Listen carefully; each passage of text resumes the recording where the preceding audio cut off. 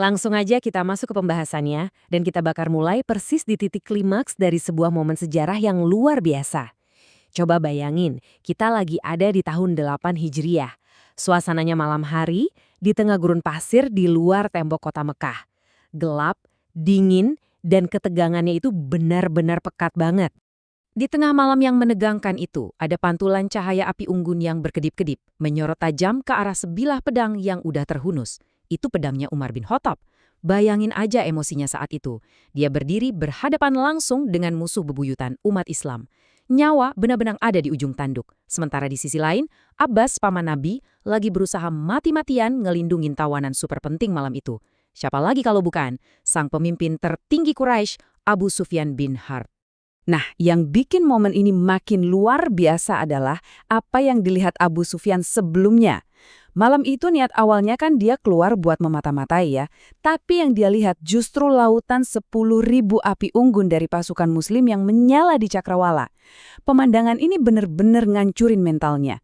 Keangkuhannya sebagai pemimpin besar langsung runtuh seketika, dan visual ini jadi semacam persiapan psikologis buat pergolakan batin yang bakal dihadapi di malam penangkapannya. Tapi tunggu dulu, buat benar-benar paham kenapa momen ini sebegitu tegangnya, kita harus ingat-ingat lagi siapa Abu Sufyan ini. Dia bukan sekedar tawanan perang biasa. Dia ini sosok dengan kekuasaan politik yang masif banget, dan kebenciannya terhadap ajaran Islam itu udah benar-benar mendarah daging. Kita ngomongin orang yang mengomandoi 3.000 pasukan bersenjata lengkap buat ngelawan kaum muslimin di perang Uhud. Dia juga yang jadi otak alias mastermind di balik pengepungan besar-besaran di perang Khandaq. Malah, saking bencinya, dia pernah bersumpah gak bakal mandi sebelum bisa ngebales dendam kekalahan di Perang Badar. Gak cuma itu, dia juga ikut tanda tangan dalam boikot brutal yang nyiksa klan Nabi selama bertahun-tahun. Jadi jelas ya, dia ini bisa dibilang antagonis utamanya di masa-masa awal perkembangan Islam. Dan saking kerasnya permusuhan itu, dampak psikologisnya sampai ke hal yang paling personal. Ada satu cerita dramatis banget sebelum Mekah jatuh. Waktu itu Abu Sufyan lagi ke Madinah dan mampir ke rumah putrinya sendiri, Ummu Habibah, yang kebetulan adalah istri Nabi. Pas Abu Sufyan mau duduk santai, putrinya ini dengan cepat langsung gulung tikar di ruangan itu. Kenapa? Karena buat putrinya, tikar Rasulullah itu terlalu suci buat didudukin sama ayahnya yang saat itu masih musyrik dan memerangi Islam. Coba bayangin perasaannya. Ini benar-benar nunjukin seberapa terisolasinya Abu Sufyan secara psikologis, bahkan di mata darah dagingnya sendiri. Oke, sekarang kita balik lagi ke tenda penangkapan. Malam yang super tegang tadi perlahan mulai berganti jadi fajar. Abu Sufyan yang berstatus tawanan kini berdiri berhadap-hadapan langsung dengan Rasulullah. Ini benar-benar momen puncak, transisi dari gelap menuju terang. Nggak cuma secara harfiah, tapi juga spiritual buat seorang Abu Sufyan. Di detik-detik kritis itu, Rasulullah menatapnya tajam dan ngajuin pertanyaan yang langsung menusuk ke inti pertahanannya.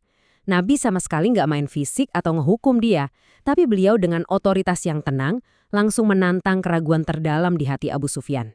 Ini semacam interogasi jiwa yang luar biasa intens. Dan tahu nggak apa yang bikin merinding? Jawaban Abu Sufyan. Dia nggak lantas pura-pura tunduk cuma karena takut dibunuh. Nggak sama sekali. Kita justru ngelihat kejujuran yang benar-benar mentah dan rapuh banget. Dia ngakuin betapa mulianya Nabi karena nggak ngehukum dia saat itu juga. Tapi dia juga jujur bilang, di hatiku tuh masih ada keraguan. Bayangin, ada pertempuran batin yang hebat banget di dalam sana. Gengsi sebagai pemimpin besar bentrok dengan kekaguman akan keagungan Islam yang ada di depan matanya. Nah, disinilah letak kejeniusan mutlak dari strategi Rasulullah. Nabi tuh nggak cuma mau menaklukkan kota Mekah, tapi beliau mau menaklukkan hatinya. Pendekatannya tuh berlapis dan brilian banget. Pertama, nyawanya dijamin dulu lewat Abbas. Kedua, sisi spiritualnya ditantang langsung kayak yang barusan kita bahas. Dan langkah ketiga ini nih, yang paling epik. Langkah yang benar-benar ngancurin sisa-sisa ego seorang elit Quraisy yang sangat ngejaga harga dirinya. Nabi memberikan sebuah pengumuman bersejarah jelang masuknya pasukan ke Mekah. Barang siapa yang masuk ke rumah Abu Sufyan, maka ia aman.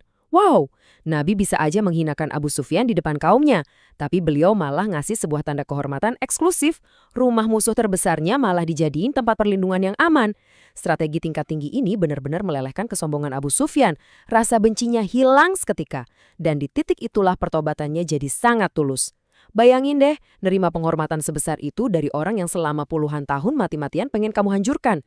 Sejak momen itu, kita ngeliat transformasi putar balik 180 derajat yang benar-benar luar biasa. Pengaruh politiknya yang dulu dipakai buat ngeruntuhin Islam langsung bergeser drastis. Dari komandan yang memimpin ribuan pasukan untuk menghancurkan Nabi, berubah 100% jadi pembela garis depan yang rela ngorbanin segalanya, termasuk fisik tubuhnya sendiri demi agama yang baru dia peluk ini. Kalau kita lihat jejak sejarah pasca konversinya, itu benar-benar bukti totalitas yang nggak main-main. Di tahun yang sama setelah Fatuh Mekah, dia langsung terjun ke perang Hunain. Terus, saat pengepungan Taif, salah satu matanya terkena panah sampai buta. Waktu Nabi nawarin buat didoain biar sembuh atau ditukar dengan mata di surga, tanpa ragu dia milih mata di surga. Dedikasinya nggak berhenti di situ, teman-teman. Di perang Yarmuk beberapa tahun kemudian, mata yang satunya lagi juga hilang. Dia benar-benar rela nyerahin seluruh penglihatan fisiknya di dunia demi keyakinannya. Ada satu pemandangan di perang Yarmuk yang benar-benar epik. Di tengah pertempuran yang kacau dan super sengit ngelawan pasukan Romawi, Abu Sufyan yang udah sangat tua dan buta total, nggak mau cuma duduk diam di rumah. Dia berdiri tegak di bawah panji perang yang dipegang putranya, Yazid, terus berteriak lantang membelah hiruk-pikuk peperangan buat mompa semangat pasukan muslim. Suaranya menggema, ngingetin mereka buat terus maju dan nggak nyerah. Di masa tuanya, sosok yang dulunya merupakan musuh yang paling ditakuti ini menghabiskan sisa hidupnya di Madinah dengan penuh kehormatan. Abu Sufyan wafat di usia sekitar 80-an tahun. Dia ninggalin warisan yang ngingetin kita semua satu hal penting, bahwa kemuliaan hidup seseorang itu nggak dinilai dari seberapa buruk dia memulainya, tapi dari seberapa indah dia mengakhirinya. Jadi sebagai penutup dari penjelasan kali ini, ada satu hal yang pengen banget saya tanyain buat direnungkan. Bersama, kalau musuh yang paling keras, paling bengis, dan paling berkuasa aja bisa berbalik jadi pembela yang paling setia. Kira-kira adakah hati di dunia ini yang benar-benar nggak bisa disentuh oleh hidayah? Kisah transformasi Abu Sufyan ini adalah monumen nyata, bahwa dengan kesabaran dan pintu maaf yang terbuka, hati yang sekeras batu pun bisa berbalik arah menuju cahaya. Terima kasih udah ngikutin cerita yang luar biasa menginspirasi ini.